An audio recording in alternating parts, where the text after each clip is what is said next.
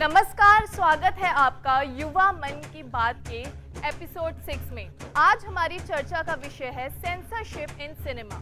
आज हम बात करेंगे सेंसरशिप के बारे में। इसी विषय पर चर्चा करने के लिए मेरे साथ जुड़े हैं मीडिया विभाग के कुछ छात्र धीरेन, विस्तृत, मुस्कान और विदिशा। स्वागत है आपका युवा मन की बात में। मेरा पहला सवाल होगा धीरेन आपसे। आपको क्या लगता है असल मायनों में सेंसरशिप इन सिनेमा का क्या मतलब है और ये भारत में कब लागू हुआ था? जी मानसी, CBFC यानी कि central board of film certification, इसकी शुरुआत इंडिया में 1952 में हुई थी। ये एक फिल्म का बोर्ड है जो कि कोई भी फिल्म रिलीज होने से पहले उसमें रिव्यू करता है कि उस फिल्म में कोई ऐसी चीज तो नहीं है जो कि ऑडियंस पे गलत इफेक्ट डाले। इसमें जैसे कि जो सीन्स कट करने होते हैं या कोई डबिंग करनी होती है, ऐसे सीन्स को रिव्यू करके फिल्म को सर्टिफिकेट देता है। उसके बाद फिल्म रिलीज होती है। धीरेन, बिल्कुल आपने वैलिड रीजंस दिए अपने आंसर के लिए। नेक्स्ट क्वेश्चन मेरा होगा विस्तृत से। विस्तृत, आपको क्या लगता है सेंसरशिप की इंडिया में क्या रिक्वायरमेंट है? किन रीजंस की वजह से इसकी आवश्यकता भारत में हुई? जी मानसी, देखिए जो सेंसरशिप की ज़रूरत है फिल्म्स के अंदर वो बहुत ज़्यादा ज़रूरत है, क्योंकि ये कहते हैं कहीं ना कहीं एक फिल्म्स को ये कहते हैं सर्टिफिकेशन मिलना ज़रूरी होता है ताकि वो अपनी मास ऑडियंस के लिए ग्रैब हो सके, लोगों को पता लग सके कि ये मूवी एडल्ट के लिए है, अंडर एडल्ट है, या फिर किस ऑडियंस के स्पेसिफिकली ये मूवी बनाई गई है। और कई सीन जो वल्गैरिटी सीन्स होते हैं या फिर एडल्ट सीन्स होते हैं, उन सबको फिल्टर करने के बाद, या फिर कुछ ऐसे सीन्स होते हैं जो बाहर जाकर प्रोपेगेंडा कर सकते हैं या फिर कोई प्रॉब्लम कर सकते हैं पॉलिटिकल, या फिर इशू कर सकते हैं कोई सोसाइटी के अंदर, तो उस सीन को कट करते हैं सेंटर बोर्ड, ताकि वो एक मास ऑडियंस के लिए मूवी बन सके जो एक मैसेज भी दे सके ऑडियंस को। इसलिए सेंसरशिप की बहुत ज़रूरत है इंडिया के अंदर। बिल्कुल, काफ़ी नॉलेजेबल आंसर रहा आपका। इसी के साथ शो में आगे बढ़ते हुए मेरा अगला सवाल मुस्कान से है। Muskan, central board of film certification, आपको लगता है कि ये बड़े प्रोड्यूसर्स, डायरेक्टर्स या फिर हम कहें प्रोडक्शन हाउसेस के प्रति बायस्ड या फिर उनके प्रति लीनियंसी दिखाते हैं? जी हाँ, कुछ लोगों का ऐसा मानना है कि central board of film certification कई बड़े प्रोड्यूसर्स, डायरेक्टर्स, प्रोडक्शन हाउसेस के लिए लीनियंसी दिखाता है और बायस होता है। कई बार ये इनकी फिल्मों में स्ट्रिक्ट गाइडलाइंस को इग्नोर करता है और कई कंट्रोवर्सीज़ में भी हमारे सामने आया कि सेंसर बोर्ड के द्वारा कुछ फिल्मों को ज़्यादा कट्स लगाने पड़ते हैं, अपने सीन्स में ज़्यादा फिल्टर करने पड़ते हैं, वहीं दूसरी जगह पे कुछ फिल्मों को कम कट्स में ही छोड़ दिया जाता है।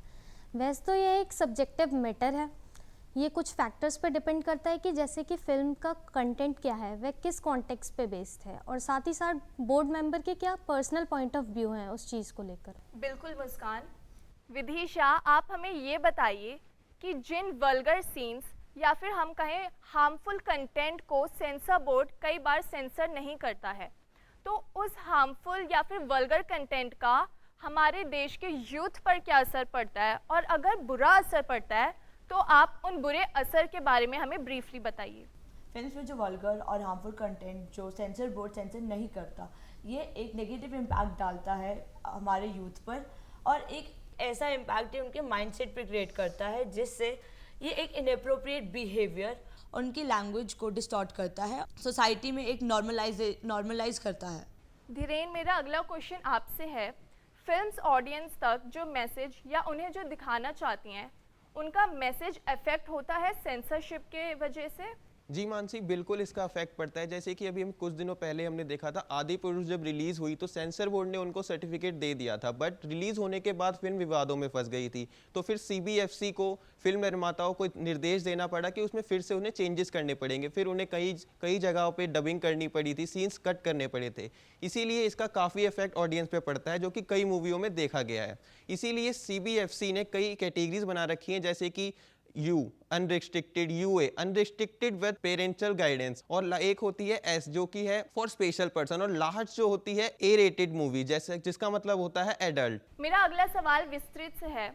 विस्तृत, आपको क्या लगता है सेंसरशिप की वजह से जो कंटेंट फिल्म मेकर्स हम तक पहुंचाना चाहते हैं, उनकी फ्रीडम ऑफ क्रिएटिविटी पर असर पड़ता है? जी मानसी, मेरे हिसाब से जो सेंसरशिप कंटेंट लिमिट करती है फिल्म मेकर्स का, वो कहीं ना कहीं एक इम्पॉर्टेंट चीज़ है तो सेंसरशिप कर दी, क्योंकि ड्यूरेशन टाइम एक लिमिटेड टाइम होता है, उसमें स्टोरी भी बतानी होती है और जो मैसेज होता है ऑडियंस तक पहुंचाना भी होता है। इसलिए सेंसरशिप जो है बहुत सी चीज़ों को नोट करके उन सब चीज़ों के अंदर जितनी भी आपके सीन्स होते हैं मूवीज़ के अंदर, जो भी स्टोरी होती है, उन सबको बहुत स्मार्टली उसका क्या कहते हैं एडिट करके या फिर सेंसर बोर्ड लगा के उस पर उसको लिमिट करती है, ताकि ऑडियंस की तरफ वो एक लिमिटेड टाइम के लिए और एक प्रॉपर मैसेज के थ्रू जाए।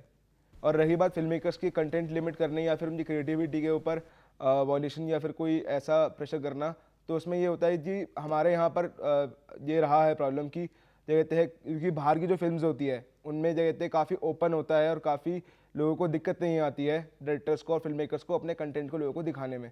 पर यहाँ पर ऐसे कुछ नॉर्म्स है, लिमिटेशंस है हमारे बोर्ड की, जिसकी वजह से वो ऑडियंस से कुछ वो चीज़ें नहीं दिखा सकते जो आउट ऑफ बॉक्स चीज़ें होती है, कुछ वो ऑडियंस की तरफ नहीं जा पाती है। इसलिए हमारे यहाँ एक डिसएडवांटेज ये रहेगा। पर एडवांटेज ये है कि हमारे यहाँ पर ये कहते हैं जो बोर्ड है काफ़ी अच्छा बोर्ड और काफ़ी एक मेहनती बोर्ड है, जो ये कहते हैं फिल्म मेकिंग के अंदर मदद भी करता है और काफ़ी डेवलप हो रहा है और बेटर होगा अगले कुछ सालों में। Thank you so much, Vistrit, for answering this question so gracefully. Up next, I have a question for Muskan. Muskan, मैं आपसे जानना चाहती हूँ कि सेंसरशिप यूनिवर्सल नॉर्म्स और वैल्यूज़ के बेस पर अलग होते हैं या फिर यूनिवर्सल स्टैंडर्ड्स के बेस पर अलग होते हैं?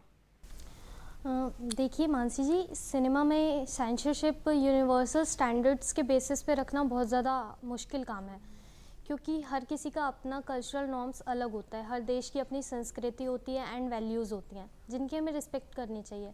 हम मूवीज़ में ऐसा नहीं कर सकते कि हम अपने कल्चर को तो अच्छा दिखा रहे हैं और दूसरों के कल्चर की वहीं पर डिसरिस्पेक्ट कर रहे हैं।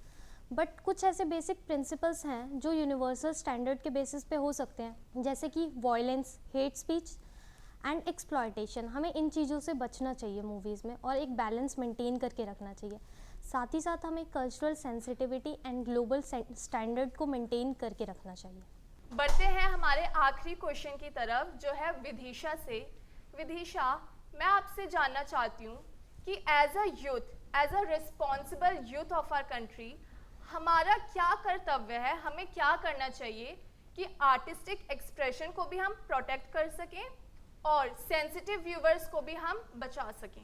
ज़रूरत है यूथ को ये समझने की कि सिनेमा में सेंसर बोर्ड के क्यों इतना इम्पोर्टेंस है और उसको क्यों इतना समझना चाहिए कि सेंसर बोर्ड के रूल्स और रेगुलेशंस को हमें अच्छे से पढ़ना चाहिए और एजुकेट करना चाहिए, जिससे गाइडलाइन सेंसिटिव कंटेंट को स्क्रीन करने में मदद करता है, जिससे सेंसिटिव व्यूअर्स को प्रोटेक्ट किया जा सकता है। आप सभी का धन्यवाद इतनी अच्छी जानकारी देने के लिए। ऐसे ही और इंटरेस्टिंग एपिसोड्स के लिए जुड़े रहिए YMCA संचार के साथ। जय हिंद, जय भारत।